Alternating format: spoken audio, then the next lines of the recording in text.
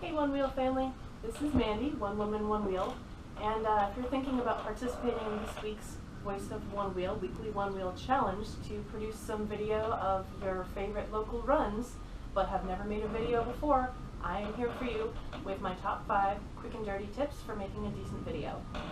Before we get into the tips, just going to put it out there, it should go without saying, but safety is always #1, so if you don't feel comfortable filming while riding, just don't do it. But if you're ready to take on the challenge, here's what you need to know. Pro tip #1, you don't need professional equipment to make a decent product. I use an old GoPro Hero 4 and a selfie stick and occasionally a tripod and my iPhone 7, and those are my primary tools.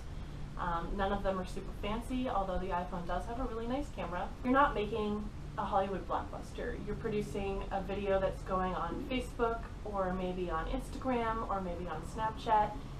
Maybe if you're ambitious, you're even going to put it on YouTube. Everything that I have produced with my GoPro and my iPhone 7 have been perfectly good quality for YouTube.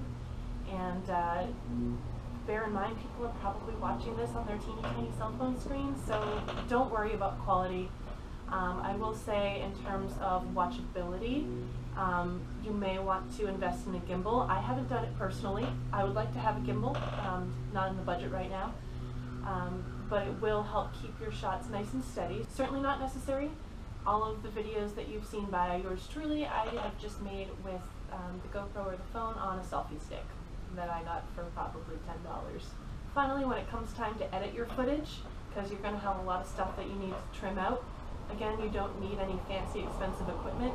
I always edit my videos either in Windows Movie Maker, which came for free on my laptop, or in iMovie, which, again, I got for free on my iPhone. This is a basic slice and dice project. Your video is not supposed to be longer than 3 minutes, so whatever you can get for free, more than enough to get the job done. Pro tip #2, unless your primary audience is Snapchat, never hold your phone like this. Hold it like this. This is called landscape mode, and this is how videos are oriented on YouTube. It's how we watch them on television. Snapchat is really the only place, and maybe Instagram TV, which I haven't really watched, really the only place where you're ever going to see a vertical video. If you do want to get into making more videos, it's great to start this good habit early and film all your videos sideways the way that they should be done. Pro tip #3, watch out for backlighting. You may think, oh yeah, I don't want to look right into the sun while I'm doing this, but guess what? If you put the sun behind you, here's what happens. You'll notice that behind me, it's now super bright, in fact, probably too bright, whereas my face is now in shadow, and you can't really see my expressions very well. That gives your video an amateur look. You're much better off having the light point at you than behind you. Pro tip #4, think about your composition. You do want to make sure that you are containing your subject in the frame, and that may be your whole body, that may be just your feet. Whatever you decide is your subject, you do want it to be contained in the frame. But within the frame, there are, different ways you can position it. Maybe you're filming your feet and you have them up towards the top, or you have them down towards the bottom, or you have them smack dab in the middle. There is a thing in photography and videography called the rule of thirds, which says basically you don't want to put your subject smack dab in the middle of the frame because that's not an interesting shot.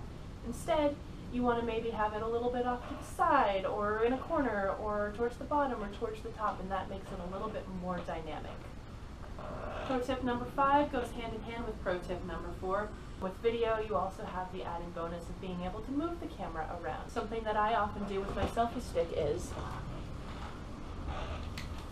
instead of just pointing it at myself, I will move it over here. And then I'll move it up and look up at it, and then I'll move it down and I'll try and get a shot of my feet, and then I'll put it behind me so you can see where I'm going. And all of these different shots create a lot of movement. Another fun pro tip, if you want to look like you're going faster, hold your camera down lower, closer to the ground. The further down you hold it, the faster you'll look like you're going. So those are my top 5 tips. I hope it helped you feel a little more comfortable as you go out to participate in this week's OneWheel challenge. If you have any questions, if you have no idea how the software works, or you just, you want some input on your edit, I would be more than happy to watch something that you're working on to answer your questions. With that being said, I'm going to go out and make a little tour video of my neighborhood, and I can't wait to see yours.